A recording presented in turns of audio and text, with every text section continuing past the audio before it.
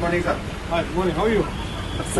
Kumba Shillong ka dustur yo officer rang badu jongka jilla u chief secretary hadin bula shimti ya ka kamban ni Jngoh ek district jongka jilla bantep ik jing ban penchlori ki officer ki baha ki district ban le minot hala ki jong ki kam ki jam na ka benta ban bit ban biang ki pa nong shong shnong ha ka district uba DP Wahlang chief secretary bethamai ka Meghalaya ulali Jngoh ek West Jaintia Hills district ha ka arpunyo trek nailur but ulai kendo ek officer ha ka Ngelang kabala long ha conference hall DC office ha chuwai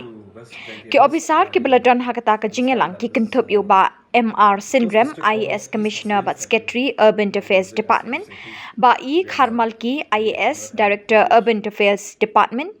ba BS Solia IAS Deputy Commissioner West Jaintia District URS Gill IFS Principal Chief Conservator of Forests and Chairman Meghalaya State Pollution Control Board but kiwe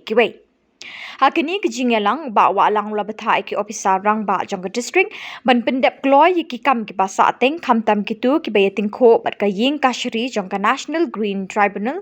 ban pen kho ye ka wa mintru ban pen byang ki jaka the nyun banam sha ki briu ban te ying hapo san pho meter na road ka wa mintru ban pen kho ye ki telong umdi ban pej ba man ki long ying gindon ye septic tank ban kho ki shnong ka thau